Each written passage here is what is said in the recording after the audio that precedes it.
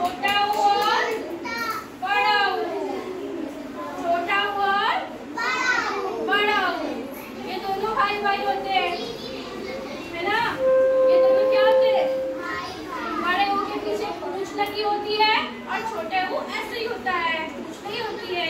एक चूल्हा और दूसरा चूल्हा असरात, एक चूल्हा दूसरा चूल्हा, छोटा ऊ बड़ा ऊ, याद रहेगा सबको। अब इसके बाद आता है री, री से ऋषि बाबा, री से ऋषि बाबा, ठीक है। री की मात्रा कैसे लगती है? नीचे सी, री की मात्रा कैसे लगती है? सबको दिख रहा है? और लिखा कैसे जाता है?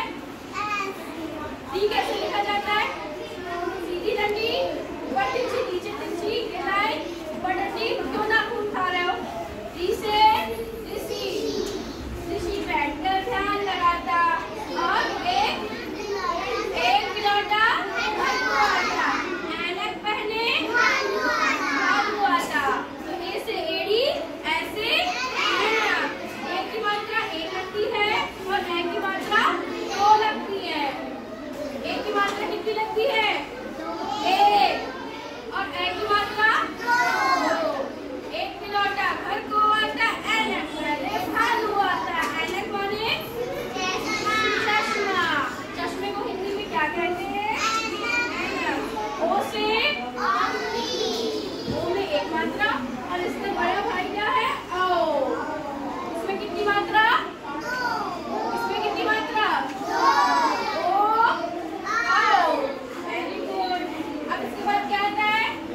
अंग। इसके बाद क्या आता है? सर को चिन्ह लिखो, क्या आता है? और अंग के बाद क्या आता है? आहा। अंग के बाद क्या आता है? आहा। ये हमारे कितने स्वर हैं? 13। और गिनना हम बनाएंगे और तुम लोग गिनना, बोलना। तो एक, इसके बाद आएगा दो, उसके बाद हाँ छोटी री, तीन, चार, और छोटा ऊ कहाँ गया? 5, 6, 7, 8, पहले गिनो तो 8, 9, 10, 11, 12, 13। जब भी हम लोग लिखते हैं ये 13 एक साथ लिखते हैं। ये क्या है? हमारे स्वर। हिंदी में स्वर कितने होते हैं? 13। हिंदी में स्वर कितने होते हैं? 13। अब आगे पढ़ेंगे व्यंजन। व्यंजन क्या होता है? का से लेकर क्या तक क्या होते हैं? व्यंजन। का, खा, गा, भा और अंगा, अड़ा नहीं अंगा। का, खा, गा, गा, अंगा, ये हमारे व्यंजन शुरू हो गए।